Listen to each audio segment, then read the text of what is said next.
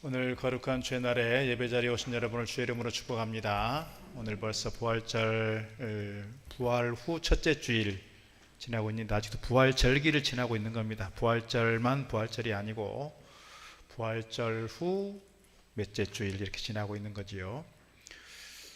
부활의 기쁨, 부활의 감격, 부활의 은혜가 부활절로만 끝나는 것이 아니라 우리 일상에서도 계속해서 이어질 수 있기를 축복합니다. 여러분 기도해 주셔서 은혜 가운데 우리 노회에서 진행하는 목사 장로 수련회 잘 다녀왔습니다. 나가사키는 여러 번 갔지만 요코하마는 제가 처음 간 것 같습니다. 요코하마에 가면 뭐가 있나 궁금했는데 가서 보니까 신앙적으로 선교 역사에서 중요한 지역이라는 것을 알게 됐습니다. 언더우드 선교사, 펜셀러 선교사가 처음 우리나라에 선교사로 왔을 때 그분들의 손에 쥐어져 있는 것이 있었습니다. 뭐냐면 복음서입니다. 한글로 번역된 마가복음서. 그 마가복음서를 한글로 번역한 분이 누구냐면 이수정이라는 분인데, 그 이수정이라는 분이 사역하고 신앙 안에 훈련받았던 장소가 요코하마였고, 요코하마의 최초의 선교사 중에 한 분인 헵번이라고 하는, 오드리 헵번 그 집안이라네요. 그 헵번이라는 선교사님이 세웠던 교회, 시록교회에서 예배를 드리고 지역을 돌면서 큰 은혜를 받았습니다. 우리로 말하면 언더우드 선교사님이 세웠던 세문안 교회, 그런 느낌이죠. 부활절에 320명 정도가 모였다고 합니다. 평소에 200여 명 정도가 모인다고 하는데 우리 교회 정도 되지 않을까 싶어요. 우리 교회보다 조금 적을 것 같은데, 일본에서 200명 정도 모이는 교회라고 하면 우리로 말하면 몇만 명 모이는 교회라는 거예요. 그만큼 일본 내에서 교회가 어렵고 또 목회하기가 쉽지 않다, 그런 이야기를 들었습니다. 어쨌거나 다음 기회가 되면 그 헵번 선교사님이나 또는 이수정 선생님에 대해서 조금 말씀을 드릴 기회가 있을 것입니다. 오늘은 부활 후 첫째 주일이어서 부활하신 주님께서 제자들을 찾아가시는 장면, 오늘 말씀 통해 함께 은혜 나누려고 하는데요. 오늘 말씀의 제목을 제가 다시 시작하게 하시는 주님, 이렇게 제목을 잡았습니다. 오늘 말씀을 준비하다가 한 간증을 제가 보게 됐습니다. 오랫동안 자녀를 위해서 눈물로 기도했던 한 권사님의 이야기입니다. 이 권사님이 집사 때 이야기입니다. 아들 하나 두고서 아들을 위해서 정말 모든 정성을 쏟고 아들이 잘 되기를 위해서, 신앙 안에서 잘 성장하기를 위해서 그렇게 기도했던 엄마 집사님. 그런데 아이가 사춘기가 되면서 아이가 엇나가기 시작했습니다. 애지중지 키웠던 아들인데 이 아들이 엇나가기 시작하니까 이 집사님 마음이 너무너무 괴로워졌습니다. 그래서 결국은 이 아이가 교회를 떠나게 되었고, 이제 그러는 과정에서 교회를 나오기가 참 어려워진 거예요. 마음이 심란하고 깊은 자괴감에 빠지게 된 겁니다. 내가 기도를 잘못했나? 내가 부모로서 아이를 잘못 키웠구나. 내가 부모로서 실패했구나. 그런 생각 때문에 하나님 앞에서도 늘 죄인처럼 그렇게 고개를 숙이고 살았다는 거예요. 그러던 부활절 아침 어느 날 베드로를 찾아오신 주님 말씀을 묵상하게 되었습니다. 그때 주님이 주신 마음은 자녀를 향한 책망이 아니라 권사님을 향한 위로였다는 겁니다. 이 아들이 잘못된 것을 보면서 이 집사님 마음이 너무너무 괴로웠어요. 이 아들, 내가 이 아들만 바라보고 살았는데 아들이 헛나가는 모습 보면서 내 인생이 끝난 것 같고, 내 인생이 실패한 것 같고, 내 인생이 망한 것 같은데, 이 아들 때문에 그래서 늘 불편한 마음이었고, 아들을 향해서 불편한 마음을 계속해서 이렇게 표현을 했던 겁니다. 그런데 주님께서 주신 마음은, 네가 나를 사랑하느냐? 그러면 됐다. 너의 실패가 나의 실패는 아니니 내가 너의 아이를 포기하지 않았으니 너도 이제 그만 울고 다시 시작하자 하는 마음이 들었다는 거예요. 그래서 이 권사님이 그날부터 이 아들에 대한 집착과 죄책감의 그물을 내려놓았습니다. 자기는 아이를 사랑한다는 마음 가지고 아이를 위해서 이렇게 한다는 거였는데, 다른 사람은 다 알아요. 뭐를 아냐면 아들에 집착하고 있구나를 알아요. 자기는 몰라요. 내가 사랑하니까 그러는 거지. 내 아들이잖아. 그런데 다른 사람들이 볼 때는 이 아들에 너무 집착하고 있다는 걸 알아. 그런데 주님께서 하신 그 말씀을 깨닫고 이 아이가 이렇게 떠나가는 것을 보면서 내 손을 벗어났구나, 내 힘으로 할 수 있는 게 없구나를 깨달으면서 손에서 놨다고요. 그리고 하나님께 기도했어요. 하나님만 바라보고 기도했어요. 그런데 그때부터 아들이 돌아오기 시작한 거예요. 내가 계속해서 붙잡고 내가 어떻게든지 이 아들을 핸들링 하려고 했어요. 그런데 이 아이는 그럴수록 더 엇나갔어요. 내가 이 아이를 놓고 하나님께 이 아이를 맡겼더니 이 하나님께서 이 아이를 만지셨고 하나님께서 이 아이를 통해 일하시기 시작했고, 그러면서 아이가 돌아오고 그 가정에 늘 어두웠고 늘 그늘이 졌고 늘 슬픈 분위기였는데, 늘 무거운 분위기였는데 그때부터 웃음이 찾아오기 시작했습니다. 그래서 가정이 회복되게 되었다는 거예요. 우리가 살아가다 보면 나도 실패한 것 같구나, 나도 끝난 것 같구나, 내 인생 망했구나 싶을 때 오늘 우리를 향해 찾아오시는 주님을 만나는 은혜가 우리 가운데 있기를 주 이름으로 축복합니다. 부활하신 주님께서 실패한 제자들을 찾아오셔서 다시 시작하게 하시는 장면이 오늘 본문입니다. 그래서 오늘 제가 제목을 다시 시작하게 하시는 주님이라는 제목으로 몇 가지 말씀 드리려고 하는 겁니다. 첫째로요, 사람은 실패하지만 주님은 포기하지 않으신다는 거예요. 오늘 2절 3절 말씀 보니까 이렇게 기록합니다. 시몬 베드로와 디두모라 하는 도마와 갈릴리 가나 사람 나다나엘과 세베대의 아들들과 세베대 아들들이 야고보와 요한이죠. 또 다른 제자 둘이 함께 있더니 시몬 베드로가 나는 물고기 잡으러 가노라 하니 그들이 우리도 함께 가겠다 하고 나가서 배에 올랐으나 그날 밤에 아무것도 잡지 못하였더니 그랬습니다. 오늘 베드로가 이렇게 말합니다. 나는 물고기 잡으러 간다. 원래 베드로의 직업이 물고기 잡는 어부였습니다. 물고기를 잡아서 가족의 생계를 책임졌고, 오늘 베드로는 사실 결혼한 사람이니까요, 그렇게 생계를 꾸려갔습니다. 그랬던 그가 주님을 따라 3년 동안 주님의 수제자로서 잘 배웠고 훈련받았습니다. 그러나 주님께서 십자가에 달려 돌아가시고 이제 우리는 끝났어 하고 고향으로 돌아간 거예요. 물고기나 잡으러 가야겠다. 단순하게 옛날의 직업, 옛날에 하던 일로 돌아가는 그런 차원이 아니라 오늘 베드로가 했던 이 말은 더 깊은 의미가 있다는 거예요. 우리가 잘 아는 것처럼 베드로는 주님의 수제자였습니다. 누구보다 큰 소리 쳤던 사람이었습니다. 주님, 다른 사람은 다 주를 버릴지라도 나는 버리지 않겠습니다. 나는 주와 함께 죽는 데까지도 함께 가겠습니다. 그렇게 큰 소리 쳤던 베드로였습니다. 그랬던 그가 결정적인 순간에 주님을 3번 부인합니다.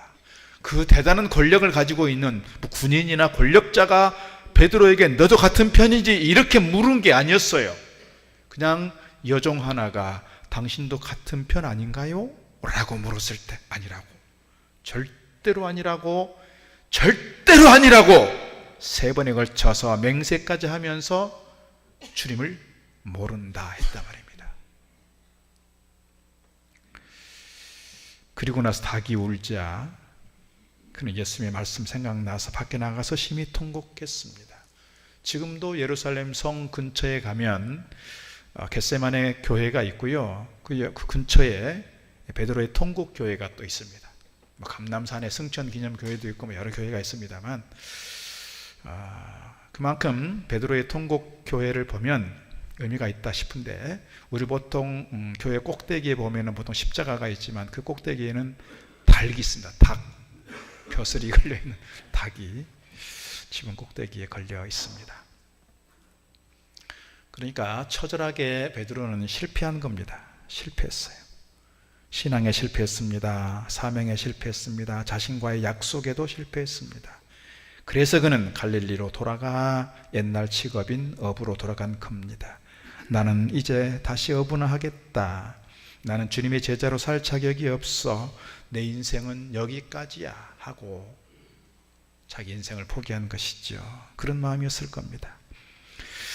우리도 살다 보면 베드로와 같은 순간이 있습니다. 여러분의 인생은 성공적인 인생인가요? 실패한 인생인가요?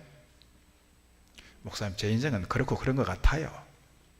그런 분들이 많이 있을 것 같아요. 그러나 돌아보면, 세세하게 우리의 삶을 돌아보면 우리가 늘 성공했던 것보다 실패했던 거, 안 됐던 거, 이루지 못한 거, 실수했던 거, 이런 것 때문에 가슴 아파하고 눈물을 흘리고 가슴 졸이며 살고 있는 우리 모습은 아닌가요? 어제도 한 번 보니까 그렇습니다. 자기 딸이 이혼하게 됐다 그랬습니다. 제가 철렁했습니다.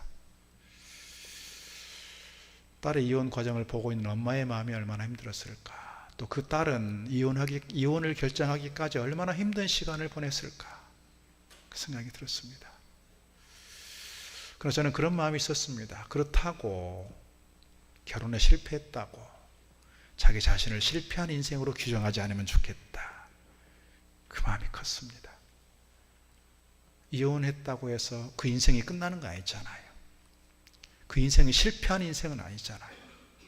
우리가 사업하다 실패할 수 있고, 직장 다니다가 잘릴 수도 있고, 승진이 안 돼서 멈춰야 되는 때도 있고, 건강에 실패한 때도 있고. 여러분, 그렇다고 우리 인생 실패한 인생 아니잖아요. 그런 마음이면 좋겠어요. 실패한 인생이다.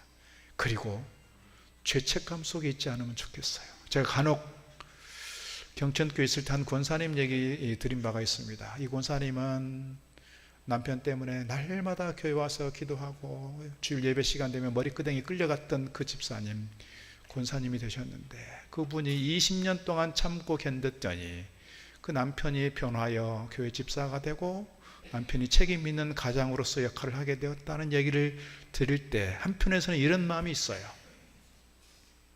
그럼 나는 믿음이 약해서인가?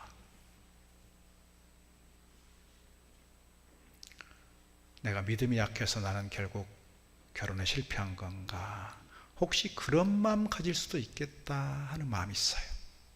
그렇지 않으면 좋겠어요. 그분은 그렇게 자기를 극복했다는 것이고, 우리는 우리가 선택한 것에 대해서 너무 죄책감 갖지 않으면 좋겠어요. 나 인생은 끝났다, 나 인생은 실패했다라고 스스로를 규정하지 않으면 좋겠어요. 심지어 어떤 분은 자기 외모를 가지고, 목사님 제 인생은 끝났어요, 이번 생에는 틀렸어요, 이렇게 말하는 분도 있어요. 뭐 생긴 대로 살아야지 어떡하겠어요. 저희 두 아이들도 저를 닮아가지고 입이 튀어나와가지고 중학교 때 다 입을 집어넣었어요. 치아 교정을 해가지고. 저는 틀렸어요, 끝났다고요. 멋쩍겠어요. 뭐. 그렇다고 제 인생이 실패한 건 아니잖아요. 제 인생이 실패한 건 아니에요. 여러분, 연초에 시작하면서 나름 결단한 게 있었을 거예요. 마음에 다짐한 게 있었을 겁니다. 하루에 성경 몇 장은 읽어서 1년에 1독은 하겠다. 하루에 몇 분이라도 내가 기도하는 시간 갖겠다. 말씀 묵상하면서 큐티 좀 하겠다. 또 4월 5일 부활주일에 우리 교회가 전도 행사 하는데 나도 한번 해볼 거야. 그렇게 마음에 작정을 하고 달려드는 분들 많이 있었어요. 그러나 돌아보면 작심삼일인 경우가 태반이란 말입니다. 작심삼일. 제가 그래서 그런 말씀 드리는 거예요. 작심삼일 하다 보면 1년이 간다. 내내 그런 초심을 가지고 계속해서 끊이지 않는 그 열정을 가지고 좀 가보자, 그런 말씀을 드린 바가 있습니다.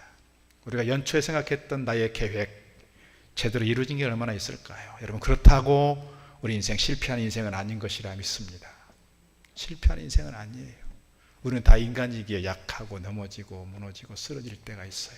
그러나 중요한 것은 나는 포기해도 누구는 포기하지 않는다? 주님께서는 우리를 포기하지 않으신다는 거예요. 이게 오늘 본문의 이야기예요. 본문의 이야기.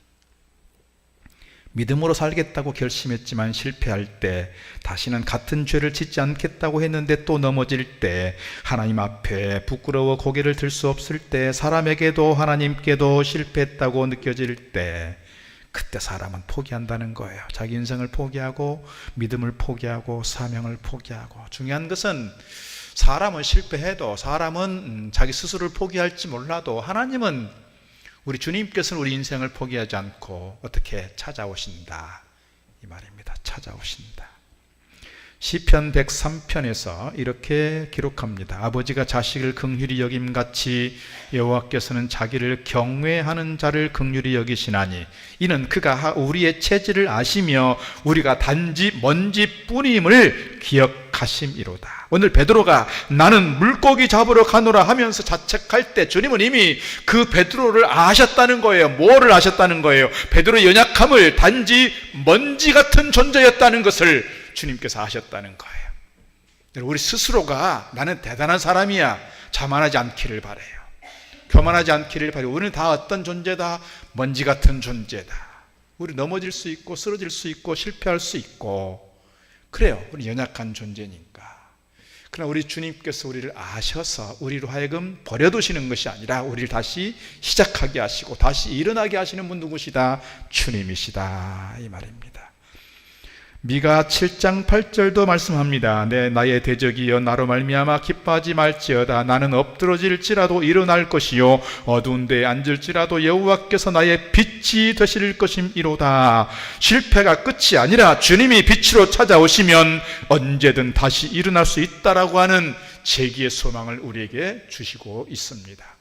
우리 인생 끝났다라고 포기하지 마시고 주님께서 우리 손 잡아주실 때 우리를 찾아오실 때 다시 일어선다는 사실을 다시 시작할 수 있다는 사실을 기억하시고 믿음으로 달려가기를 주 이름으로 축복합니다. 그래서 두 번째 부활하신 예수님은 실패한 자리로 찾아오신다는 거예요.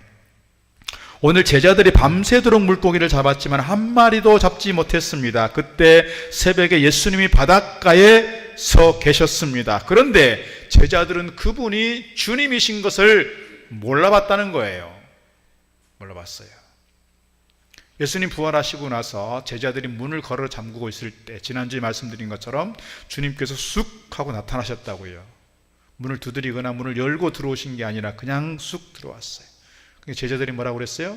혹시 귀신인가? 그랬어요. 귀신인가?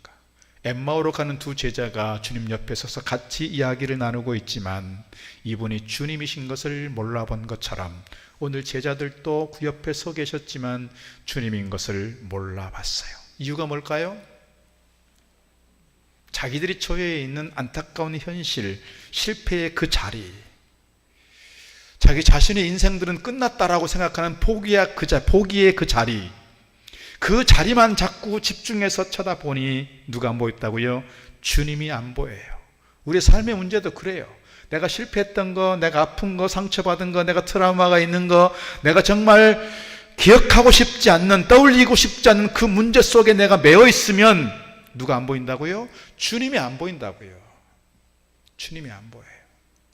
오늘 그런 점에서 내 영의 눈이 열려서 내 문제만 집중한 것이 아니라 주님을 바라볼 수 있는 저와 여러분 되기를 주의 이름으로 축복합니다. 주님께서 제자들에게 물으십니다. 얘들아, 고기 좀 있냐? 없습니다. 그물을 배 오른편에 던져봐라. 그러면 잡을 것이야. 그 말씀에 순종했더니 물고기가 너무 많이 잡혀서 그물을 들 수 없을 정도가 됐습니다. 그때 요한이 예수님을 알아봅니다. 주님이시다. 그 말을 듣고 베드로가 겉옷을 주워 입고 주님 앞에 물에 뛰어내려서 주님 앞에 달려가지요. 중요한 건 뭐냐면 제자들이 예수님을 찾은 것이 아니라 예수님이 제자들을 찾아오셨다는 거예요. 제자들이 기도하고 있어서 오신 게 아니에요. 제자들이 믿음이 좋아서 오신 게 아니에요. 제자들이 다시 사명을 붙잡고 있어서 주님 오신 것이 아닙니다. 그들은 다시 옛날로 돌아간 사람들이었습니다. 실패해서 부끄러워서 도망쳐서 갈릴리로 간 사람들입니다. 그런데 부활하신 주님께서 그 실패의 자리, 그 포기의 자리, 그 옛날 자리로 직접 찾아오셨다는 거예요. 이게 부활의 은혜입니다. 부활의 은혜. 예수님이 십자가에 달려 돌아가시고 모든 제자들이 숨었습니다. 주님께서 그 자리를 계속해서 찾아가십니다. 제자들이 기도하면서 주님 우리를 좀 찾아와 주세요. 그렇게 기도하지 않았어요. 주님 가셨으니 이제 우리가 주님의 제자로서 제자답게 사명자로 살아가자, 그런 자리가 아니었다니까요. 그럼에도 불구하고 주님은 그 실패한 자리, 도망갔던 제자들을 찾아오셨다 이 말입니다. 오늘 우리가 낮은 자리에 있을 때, 실패했다 싶은 그 자리에 주님께서 우리를 찾아오시는 줄로 믿습니다. 이러한 부활의 은혜가 우리 가운데 있기를 축복합니다. 부활은 단순히 예수님이 죽었다가 살아난 사건으로 멈추는 것이 아니라 부활은 실패한 인생을 다시 찾아오시는 사건입니다. 부활은 끝났다고 생각한 인생을 다시 시작하게 하시는 사건이라는 거예요. 이것을 우리가 기억할 수 있으면 좋겠습니다. 이사야 43장에 말씀합니다. 야곱아, 너를 창조하신 여호와께서 지금 말씀하시느니라. 이스라엘아, 너를 지으신 이가 말씀하시느니라. 너는 두려워하지 말라. 내가 너를 구속하였고 내가 너를 지명하여 불렀나니 너는 내 것이라. 요한의 아들 시몬이라고 이름을 부르시면서 찾아오셨던 주님의 음성이 곧 우리 각자를 향한 변함없는 주님의 소유권의 선포인 것을 다시 한번 기억하기를 주의 이름으로 축복합니다. 자, 세 번째 드리고 싶은 말씀은요, 예수님은 책망하지 않으시고 아침을 준비하신다는 사실입니다. 제자들이 육지에 올라와 보니까 뭐가 준비되어 있습니까? 숯불이 있습니다. 그 위에 생선이 있고요, 떡이 있었습니다. 예수님께서 뭐라 하십니까? 와서 조반을 먹어라. 와서 아침밥 먹자, 이 말이잖아요. 지금 제자들의 심정이 어떤 심정일까요? 그러지 않아도 실패, 패배의식 속에서 우리는 끝난 인생들이야 그랬던 제자들이 밤새도록 그물을 던져서 고기를 던졌는, 그 고기를 잡으려 했는데 헛걸음으로 돌아왔잖아요. 그때의 그 허탈감이 얼마나 컸을까요? 내가 이 일에 실패했는데 또 다른 일을 해보려고 했는데 또 아무것도 손에 쥔 게 없어, 가진 게 없어, 남은 게 없어. 그렇게 허탈감에 사로잡혀 있을 때 주님께서 그물을 오른편에 던져봐라.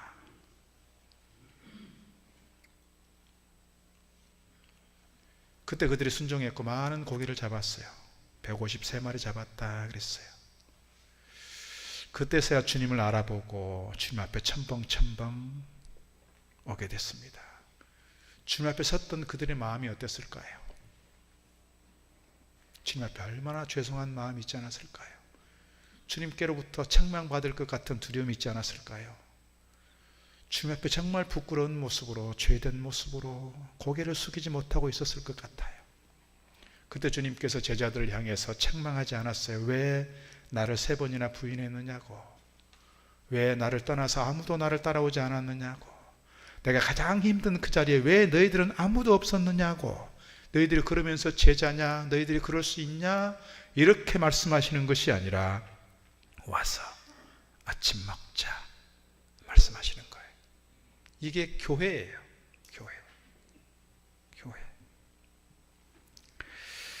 신앙생활이라는 게 뭘까 생각하면 하나님 앞에 혼나러 가는 것이 아니라 영혼의 양식, 생명의 양식을 먹으러 가는 자리인 것 같습니다. 은혜 받으러 가는 자리입니다. 다시 힘을 얻으러 가는 자리입니다. 그래서 교회는 혼나는 곳이 아니라 다시 살아나는 것입니다. 저는 이 말씀을 보면서 참 은혜가 돼요.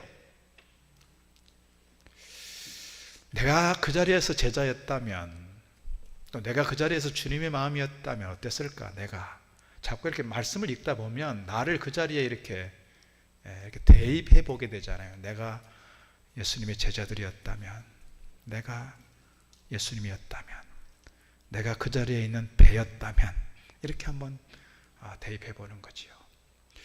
그때 제자들의 입장에서 어쩌면 주님께서 이렇게 지쳐있는 저들에게 아침밥 먹자 말씀하셨던 주님, 그 말씀을 들으면서 얼마나 저들에게 힘이 되었을까, 위로가 되었을까. 감히 고개조차 들 수 없는 제자들에게 아침 먹자. 교회가 그런 것 같아요. 교회에서 우리는 다 죄인들의 공동체잖아요. 다 죄인이라고 고백하는 사람들이에요. 그러니까 완벽한 사람 아무도 없어요. 실수할 수 있고요, 걸어가다 보면 넘어질 수 있고, 돌풀이에 걸릴 수도 있고요, 서로에게 상처 줄 수도 있고요. 그럴 수 있죠. 그럴 때 실수했다고 교회에서 혼나고, 물론 정말 사랑 안에 사는 권면은 필요하겠습니다만, 목사의 사역을 두 가지로 보통 얘기를 합니다. 선지자적, 예언자적 사역과 제사장적 사역이라고 합니다. 설교도 사실 그렇습니다. 예언자적 설교라는 것은 뭐냐면 이 죄에 대해서 계속해서 혼내는 설교하는 거예요. 회개를 촉구하고, 필요한 일이죠. 제사장적 사역은 뭐예요? 지쳐있는 사람들에게 제사장이 뭐 했어요? 백성들의 죄를 대신 짐승을 잡아서 하나님께 제사를 드렸던 사람이고, 백성들을 위해서 축복하고 기도했던 게 제사장들이니까, 제사장들은 백성들을 위로하고 격려하고 축복하는 일이에요. 그런데 저는 반성이 사실 많이 되긴 합니다. 예언자적 설교, 선지자적 설교를 잘 못해요. 막 혼내고 막 이렇게 잘못됐다는 거 막 지적질하고, 또 이렇게 뭘 잘못하면 예전에 어떤 목사님처럼 목양실로 불러가지고 막 혼내고 이래야 되는데 제가 잘 못해요. 왜요? 교회는 혼나러 오는 자리가 아니고 위로받고 힘을 얻고 격려를 받고 용기를 다시 얻고 가는 자리이기 때문에 그렇습니다. 우리가 이 교회 안에서 그렇게 힘을 얻으면 좋겠어요. 교회 온 사람들 다 세상 살아가면서 상처받고 눈물 흘리고 마음에 짐을 지고 있는 사람들이에요. 교회 와서 자꾸 누구 때문에 상처받고 또 이렇게 설교 들으면서 혼나고, 그래서 불편한 마음으로 돌아가고 이렇지 않으면 좋겠어요. 우리가 교회 와서 예배를 드릴 때마다 하나님 은혜 속에서 내 마음의 평화를 누리고, 내가 정말 세상 살아가면서 많은 짐을 가지고 왔지만 이 짐을 십자가 앞에 내려놓고 내 안에 평화를 누리고 기쁨과 감사를 회복하고 돌아가는 자리, 교회이면 좋겠어요. 사역을 할 때도 여러 가지로 봉사하고 헌신할 때도 그런 마음이면 좋겠어요. 내가 이것 때문에 자랑할 것이 아니라 정말 겸손함으로 주님께 받은 은혜가 크니 은혜에 대한 감사와 감격으로 기쁨으로 사역을 감당하는 가운데, 이 사역이 나에게 짐이 아니라 이 사역이 나에게 기쁨이 되고 은혜가 되고 감사가 되는 그런 사역이 되면 좋겠다 싶습니다. 이게 주님의 마음 아닐까요? 주님의 마음. 주님께서 계속해서 바리새인들과 서기관들과 사두개인들과 제사장들과 그렇게 논쟁하고 그들과 싸웠던 중요한 이유는 그들이 계속해서 백성들에 대해서 지적질했다고요. 뭘 가지고요? 율법을 가지고요. 율법을 가지고 왜 율법대로 살지 못하냐, 왜 율법을 어기느냐. 그래서 예수님까지 자꾸 계속해서 시비를 걸잖아요.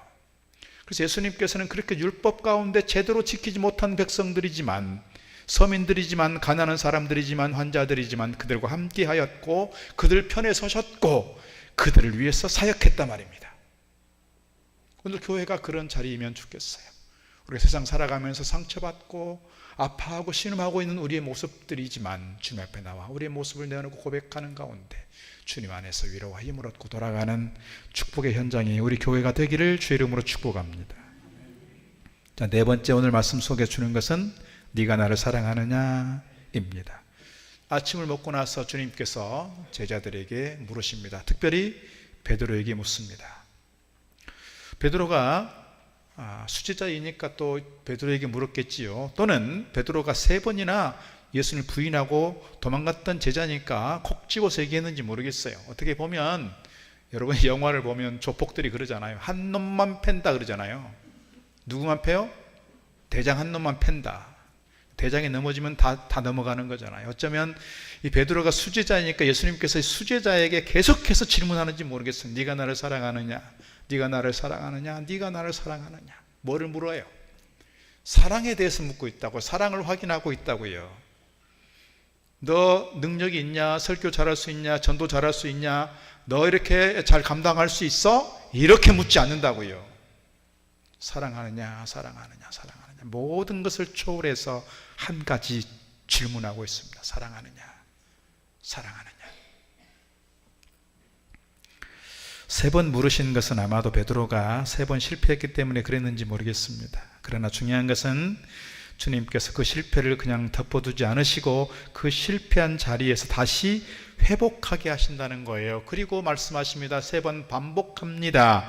베드로야, 너는 끝난 게 아니야. 너 다시 시작할 수 있어. 나는 아직도 너를 포기하지 않았어. 너는 여전히 내 제자야. 그런 마음으로 내 어린 양을 먹이라. 내 양떼를 치라. 내 양을 먹이라.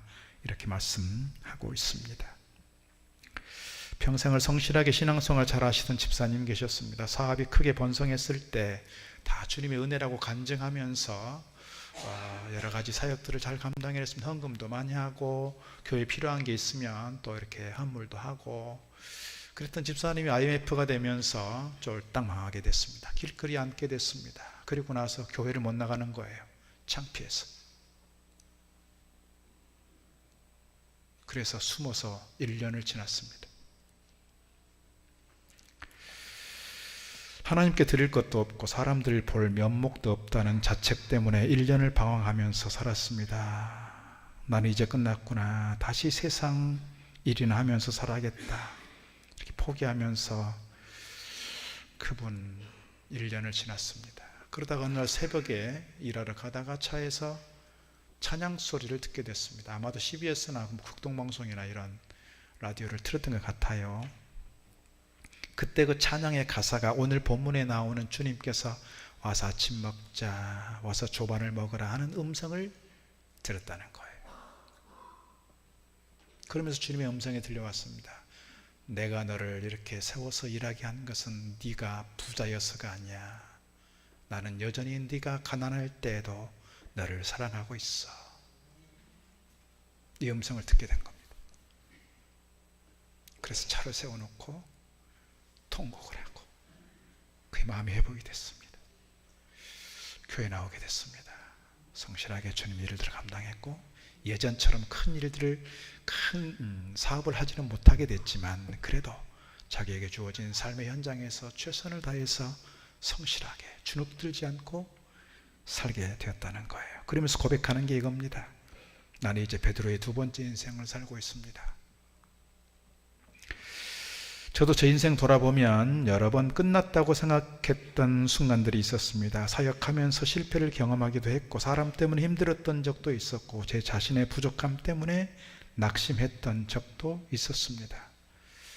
사람에게 실망한 적도 있었고 누구보다도 저 자신에 대한 실망 때문에 이제 목회는 못하겠네 싶을 때가 많았습니다. 자괴감이 들 때가 있었습니다. 나는 이 정도밖에 안 되는 사람이구나. 내 스스로 감정을 다스리지 못하고 분노 속에서 내 스스로를 주체하지 할 수 없었던 그때 제 기질이 완벽주의적인 기질이 있어요. 완벽주의적인 기질이 있다 보니까 제가 기대했던 만큼 성과가 나오지 않으면 되게 저를 괴롭혀요. 나는 이거밖에 안 되는구나. 여러분이 보실 때는 뭐 그렇게 잘 안 보이겠지만 제 스스로 그렇다니까요. 그래서 이 목회자가 팔방미인이 되어야 한다는데 어떻게 팔방미인이 되겠어요? 팔방미인 될 수 없지만 제 스스로 자괴감에 빠질 때가 종종 있었습니다. 그래서 목회를 그만해야 되나 싶을 때 주님께서 저에게 이렇게 말씀하셨습니다. 내가 너를 부른 것이 네가 잘해서 부른 줄 아느냐? 내가 너를 사랑하는 것이 네가 잘해서 사랑하는 줄 아느냐? 내가 너를 쓰는 것은 네가 대단해서가 아니라 내가 너를 포기하지 않았기 때문이야. 그러면서 저를 다시 일으켜 세워주셨고 이 말씀을 의지하면서 다시 사역을 하게 된 것 같습니다. 여러분, 신앙은 한 번도 안 넘어지는 사람이 되는 것이 아니라 넘어져도 다시 일어나는 사람이 되는 것, 그리고 우리를 다시 일어나게 하시는 분이 바로 주님이시라는 것을 잊지 않고 믿음으로 가야 할 줄로 믿습니다. 다섯 번째 말씀드리고 싶은 것은 부활은 다시 시작이라는 거예요. 주님께서 베드로에게 나를 따르라고 말씀하고 있습니다. 주눅 들어있는 그 자리에 실패하는 그 자리에 머물러 있지 않고 나를 따르라고 말씀하고 있습니다. 그래서 제자들이 주님을 다시금 따르게 됩니다. 베드로에게 부활은 다시 사명으로 돌아가는 시작이었습니다. 제자들에게 부활은 다시 세상으로 나아가는 시작이었습니다. 우리에게 부활은 다시 믿음으로 사는 시작이다, 이렇게 말씀드릴 수가 있습니다. 오늘 우리에게 혹시 나는 신앙적으로 실패한 사람입니다, 나는 이제 끝났습니다, 나는 하나님 앞에 부끄러운 사람입니다, 나는 이미 늦었습니다, 그렇게 생각하는 분 계시다면 주님 말씀 드리면 좋겠습니다. 와서 아침 먹자, 네가 나를 사랑하느냐? 그 질문 앞에 주님, 제가 주님 사랑합니다, 이 고백 속에서 다시금 일어서는 저와 여러분 되기를 주의 이름으로 축복합니다.